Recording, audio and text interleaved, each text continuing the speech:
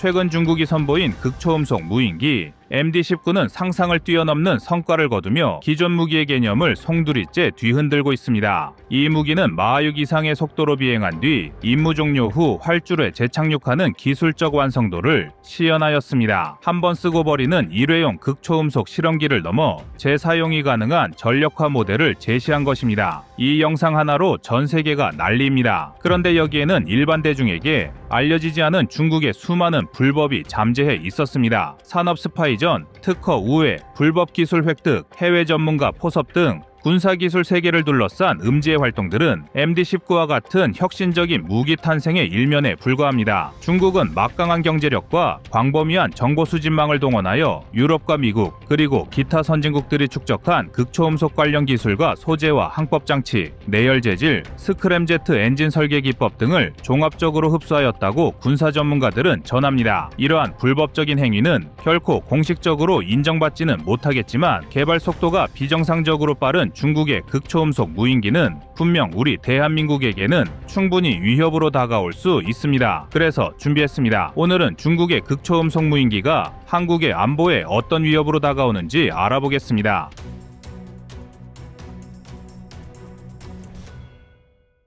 최근 수년 전부터 극초음속 무기가 많은 국가들에서 게임 체인저라고 인식되고 있었습니다. 그도 그럴 것이 이번에 중국이 선보인 극초음속 무인기와 같은 무기 체계들이 적 상공에 진입하는 순간 적 통신 체계는 교란되고 레이더망은 노이즈로 가득 찰 것이며 지휘통제센터에 실시간으로 전송되는 표적 정보는 아군에게는 중심 지역을 타격할 수 있는 기회를 제공하게 되는데요. 이렇게 되면 수초 단위로 변화하는 전장 상황에도 먼저 대응하고 적보다 한 박자 앞서 승기를 잡는 전투 구조를 형성할 수 있을 뿐만 아니라 아군의 생존성은 비약적으로 증가합니다. 정량적인 측면에서 중국 MD-19는 이전 국가들이 내놓은 무인기보다 뛰어난 성능을 보이고 있습니다. 우선 마하6 이상 속도, 재사용 가능, 수천 킬로미터 이상의 작전 반경, 초고온 내열 복합 재료 및 세라믹 코팅, 스크램제트 기반 엔진 추정 등의 특징을 가지고 있습니다. 극초음속 분야는 이미 각국 정보기관이 맹활약하는 산업 스파이전의 최전선입니다. 중국은 MD-19 개발 과정에서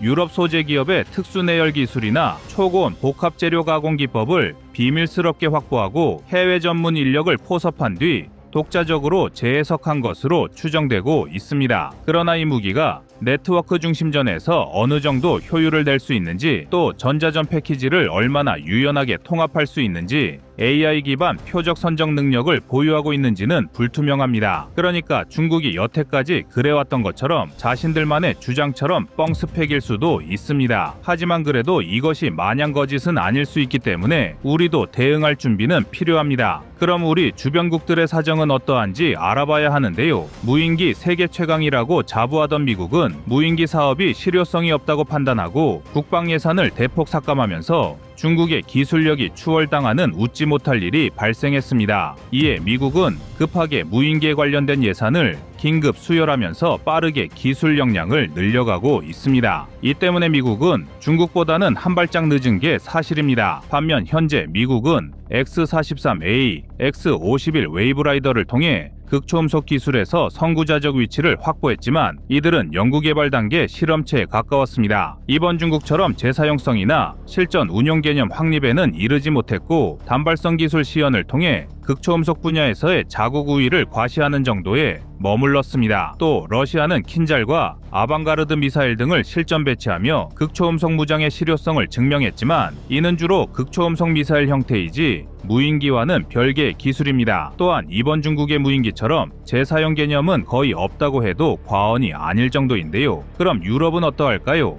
현재 유럽은 다국적 협력을 통해 탄탄한 연구 기반을 쌓고 있으나 단일 국가 차원에서 MD-19급 플랫폼을 공식화한 사례는 아직 없습니다. 이와 달리 중국 MD-19는 극초음속 비행체를 재사용 가능하고 상용화하는 시대적 전환점을 열었습니다. 이는 군사적 패러다임 변화를 의미합니다. 재사용 가능한 극초음속 무인기는 단순히 빠른 비행체를 넘어 임무 수행 후 플랫폼을 회수하고 재정비한 뒤 재투입함으로써 작전 비용을 획기적으로 절감하여 빠르게 전력을 증강시킬 수 있는 장점이 있습니다. 또한 극도로 짧은 시간 안에 목표 지역 상공에 도달하여 정찰, 전자전, 심지어 정밀 타격 임무까지 수행한 뒤 빠르게 이탈할 수 있어 적대 세력의 방공망과 대응 전력을 무력화하는 강력한 도구로 부상할 수 있습니다. 먼저 여기서 시청자분들께 말씀드리고 싶은 게 극초음속 무인기 얘기하면서 자꾸 중국을 빠는 것 같은 이야기만 해서 제가 중국을 찬양하는 게 아니라 그만큼 우리 대한민국이 경계해야 한다는 뜻으로 받아들이셔야 합니다. 우리 시청자분들이 체감하기 쉽게 설명을 드리자면 지금 중국이 발표한 극초음속 무인기의 속도가 마하 6이라고 말씀드렸는데요. 이는 1분에 122km의 거리를 날 수 있는데 이를 또 초속으로 바꾸게 되면 1초에 2km가 넘는 거리를 날아다니는 것입니다. 그러니까 총알보다도 5, 6배 이상은 빠른 속도란 뜻입니다. 만약 이 무기가 실전 배치되면 우리 한반도에서 벌어지는 미래전장은 모든 전술교리를 바꿔야 할 정도인데요. 그렇다면 한국은 이 흐름 속에서 어떤 선택을 할 수 있을까요? 2024년 12월 현재 한국이 극초음속 무기와 극초음속 무인기 개발 분야에서 보여주는 기세는 단순한 기술 확보를 넘어선 상태입니다. 불과 몇 년 전만 해도 극초음속이라는 단어는 일부 선진국들의 동무대처럼 여겨졌으나 이제 한국도 이 영역에 자신만의 흔적을 새겨넣고 있는 상황입니다. 연구팀들은 엔진 연소 시험과 내열 소재 검증, 항법, 알고리즘, 시뮬레이션 등 실험 단계 성과를 하나둘 쌓아 올리며 과거에는 상상하기 어려웠던 초고속, 초고온 환경에서 운용 가능한 전력을 만들어내고 있습니다. 이처럼 내부적으로 축적된 기술 자산들은 공식 발표 이전에도 은밀히 진화하며 이제 곧이다라는 기대감을 점차 구체화하고 있습니다. 한국이 개발하는 극초음속 무인기에 대해 정량적 수치를 명확히 제시한 공식 자료는 공개되지 않았습니다. 하지만 국방과학연구소나 국내 방산기업들은 극초음속 추진기관, 초고온 소재, AI 기반 항법 제어 기술 확보를 목표로 R&D를 진행 중인 것으로 알려져 있는데요. 때문에 한국이 개발하는 극초음속 무인기는 구체적인 비행 속도나 작전 반경, 탑재 중량 같은 핵심 성능 수치는 비밀리에 관리되고 있습니다. 다만 군사 전문지 및 분석가들의 추산과 비공개 세미나에서 언급된 정보를 통해 대략적인 범위를 가늠할 수 있는데요. 먼저 한국 극초음속 무인기가 목표하는 비행 속도는 최소 마하에서 6 이상으로 거론됩니다. 이 속도대는 단순 정찰을 넘어 전자전 정밀 타격까지 연결하는 운용 개념을 상정한 값이며 이는 극초음속 비행 중에도 기체 안정성, 데이터 링크 유지, 냉각 및 내열 소재 적용에 대한 기술적 자신감이 반영된 수치로 해석됩니다. 또한 재사용 개념을 연구하는 과정에서 임무 후 귀환을 염두에 두고 있어 작전 행동 반경은 수천 킬로미터에 이를 가능성이 있습니다. 이 정도 거리라면 한반도 주변 전역뿐 아니라 국제적 작전 환경에 대응할 수 있는 근거로 거론되는데요. 내열 재료 분야에서는 탄소 복합재나 초고온 세라믹 계열 소재 활용을 통해 표면 온도 최대 2000도씨 이상의 환경에도 견딜 수 있는 수준을 추구한다는 관측이 있습니다. 전자전 장비나 센서 탑재량에 대한 구체 수치는 언급되지 않았지만 한국이 기존 무인기나 전자장비 개발을 통해 축적한 소형 고성능 센서 기술이 접목될 것은 당연한데요. 일부 전문 분석가들은 EO, IR 센서, 전자정보 수집 장비, SAR 레이더 등을 조합한 통합형 센서 패키지를 상정하고 있으며 이를 극초음속 속도에서도 안정적으로 작동시키기 위해 소프트웨어 기반 진동열 노이즈 보정 기술을 병행 개발하고 있습니다. 최근까지 ADD를 비롯한 국내 방산업계는 극초음속 추진 기술, 복합 소재, 전자전 AI, 통합 기술에 대한 종합적 접근을 통해 전력의 완성도를 높이고 있었는데요. 초기에는 단순히 엔진 작동 안정성과 내열 재질 검증에 초점을 맞췄으나 이제는 이들을 결합해 마하에서 6영역에서 안정적으로 비행하는 시험체를 상정하는 단계에 이르렀습니다. 이는 기체 형상 설계부터 항공 전자장비 내열화, 연료 제어, 실시간 비행 경로, 수정 능력에 이르기까지 다차원적 난제를 해결했다는 뜻으로 풀이됩니다. 그 결과 불과 몇 년 전만 해도 개념적 청사진에 불과했던 극초음속 무기 체계가 점차 손에 잡히는 실체로 다가오고 있습니다. 극초음속 무인기 분야 역시 숨가쁘게 전개 중입니다. 이 무인기는 단지 빠른 이동 수단이 아니라 전자전 능력과 정찰, 타격까지 결합된 입체적 전장도구로 자리매김할 가능성을 품고 있습니다. 한국이 가진 IT 반도체, 통신 기술의 강점은 극초음속 무인기에 본질적으로 필요한 실시간 데이터 처리 능력을 뒷받침하며 AI 기반 항법 알고리즘은 극한 속도에서 변화무쌍한 대기 조건을 실시간으로 계산해 최적의 비행 경로를 찾아낼 수 있습니다. 그 결과 한국이 개발하는 극초음속 무인기는 단순한 빠른 비행체가 아니라 전장 상황을 스캔하고 적 레이더를 교란하며 필요하다면 정밀 타격으로 전세를 한순간에 뒤엎는 멀티도메인 플랫폼으로 진화할 여지를 갖추고 있습니다. 무엇보다도 이런 성과는 단순한 기술적 성공에 그치지 않다는 것입니다. 이미 축적된 엔진 연소 시험 결과, 내열 소재 실증 데이터, 항법 장비 실험 결과물들이 조만간 선보일 초기 시제기, 제작과 시험 비행에 활용될 것입니다.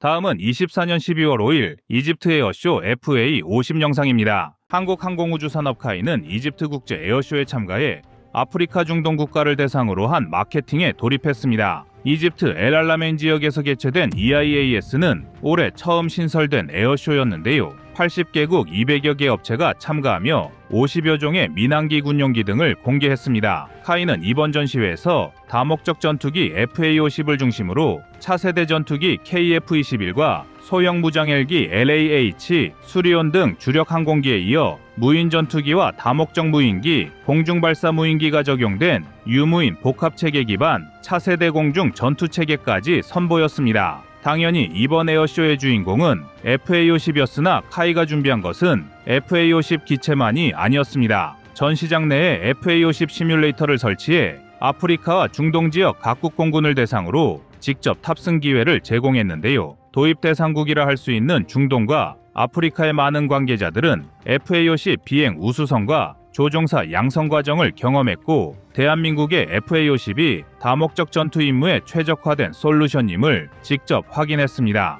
그런데 사실 이집트가 한국산 전투기 도입을 원한다는 것은 모두가 알고 있는 사실이었습니다. FA-50이 이집트가 요구한 사막 기후에 맞는 현지화는 물론 가격과 성능을 모두 잡을 수 있는 기체였기 때문인데요. 한마디로 가성비가 매우 뛰어났기 때문입니다. 대한민국 무기의 가성비가 좋다는 것은 이미 전 세계가 알고 있는 사실입니다. 가격이 준수하다는 의미로 많이 사용됩니다. 더구나 이미 육군에 도입된 K9 자주포 덕분에 한국산 무기에 신뢰돼 푹 빠진 이집트로서는 믿고 쓸 수 있는 대한민국 FA-50에 구미가 당기지 않을 수 없었습니다. 대한민국 방산의 역사가 50년 전 미국의 소총을 뜯어보던 것에서 시작된 것을 감안하면 놀라운 성과라 할 수 있는데요. 특히 이집트는 FA-50을 원하는 다른 국가들에 비해 훨씬 더 적극적인 모습을 보여주고 있습니다. 일례로 2022년 이집트 피라미드 에어쇼, 당시 이집트 당국의 요청으로 대한민국 공군 특수비행팀인 블랙이글스가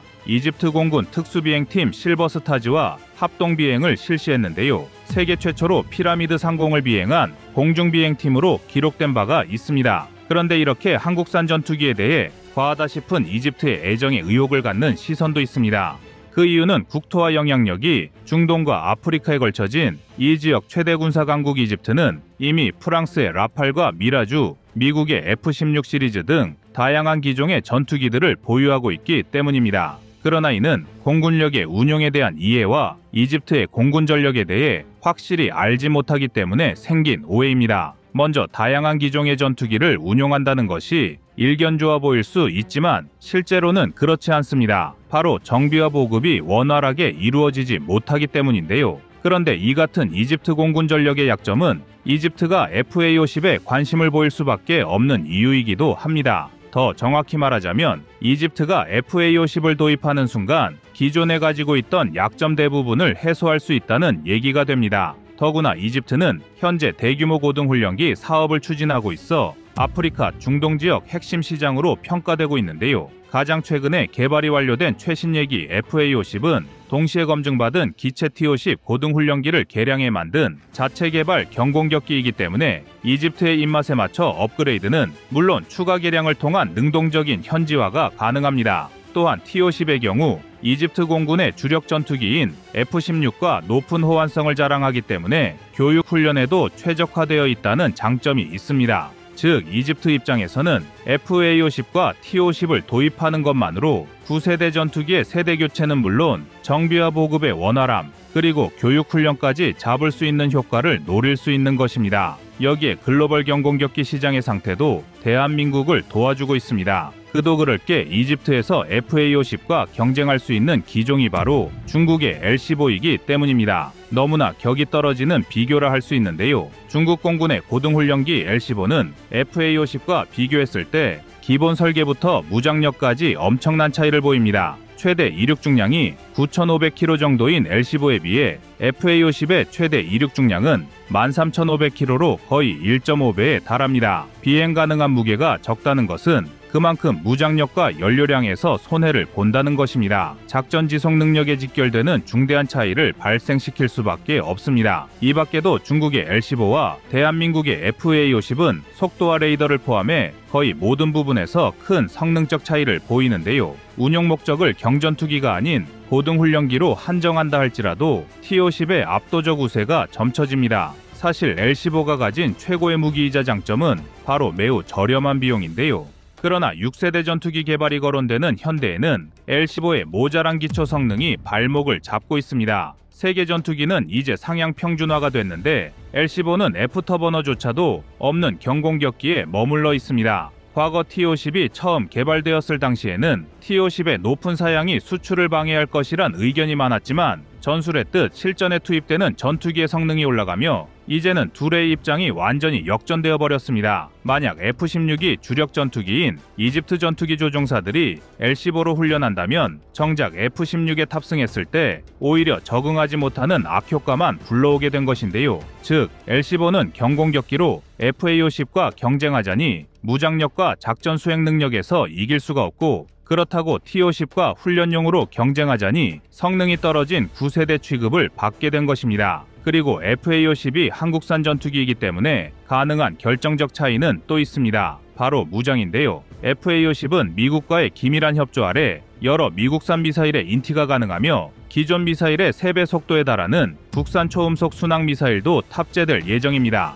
사실 경공격기인 FA-50은 태생적인 한계로 가시거리 밖 교전인 BBR 항공교전에 취약할 수밖에 없었는데요. 이번 국산 초음속 순항 미사일이 개발됨에 따라 기존에 가지고 있던 태생적인 한계를 뛰어넘어 버린 것입니다. FA-50의 사거리가 무려 800km에 달하는 초음속 순항 미사일이 장착된다면 이륙과 동시에 북한 전역을 타격할 수 있는 것은 물론 대한민국 상공에서 중국의 주요 항구 도시와 일본의 도쿄까지도 타격이 가능하기 때문입니다. 게다가 이번에 개발된 순항미사일의 경우 지상과 해상의 표적을 가리지 않기 때문에 바다를 접하고 있는 이집트 입장에서는 더욱 구미가 당길 수밖에 없습니다. 이렇듯 이집트와 대한민국의 정식 계약은 사실상 기정사실이라고 봐도 무방할 정도인데요. 그렇다 보니 얼핏 보기에 이집트에만 너무 좋은 조건의 수출이 아니냐는 생각이 들 수도 있습니다. 하지만 유럽에서도 그랬던 것처럼 이집트와의 정식 계약은 대한민국에 굉장한 이득일 수밖에 없습니다. 폴란드가 시작한 대한민국 무기 수입에 여러 유럽 국가들이 뒤늦게나마 뛰어들고 있는 것처럼 아프리카와 중동의 최대 군사 강국인 이집트 또한 아프리카 대륙의 FA-50 총판이 되어줄 것이기 때문인데요. 실제로 나이지리아, 보츠와나, 카타르, 이라크 등 주변 아프리카 중동 지역의 핵심 관계자들은 이번 에어쇼에서 카이와 사업 협력 방안을 논의하기도 했습니다. 이스라엘과 이란의 갈등이 일단락되었다고는 하나 여전히 중동과 아프리카 대부분의 국가는 안보 공백 지역이나 다름없으며 중국의 1대1로 사업에 진절머리가 난 아프리카 빈공국들조차도 자체 방위를 모색하고 있습니다. 그러나 도입을 원하는 국가는 많은데 공급선이 부족한 것이 이곳 중동과 아프리카의 현실입니다. 미국과 중국의 갈등 속에 중동과 아프리카는 각종 이익 집단과 국가 간의 이해관계가 얽혀 있는데요. 이 점이 오히려 대한민국엔 큰 기회가 될 전망입니다. 때문에 이번 이집트와의 FA-50 수출이 중요하다고 할 수 있는데요. 이집트와의 계약이 신호탄이 되어 양국의 우호관계 지속은 물론 향후 중동과 아프리카로 진출할 교두보가 마련되는 것입니다. 현재 에어쇼에 직접 참여한 카이 강구영 사장은 이집트는 아프리카와 중동 시장 전체를 아우르는 핵심 거점이라고 밝혔는데요. 이분의 말처럼 FA-50의 뛰어난 성능과 압도적인 기술력이 중동과 아프리카 시장에 널리 전파되길 바라겠습니다. 이상 꺼리튜브였습니다.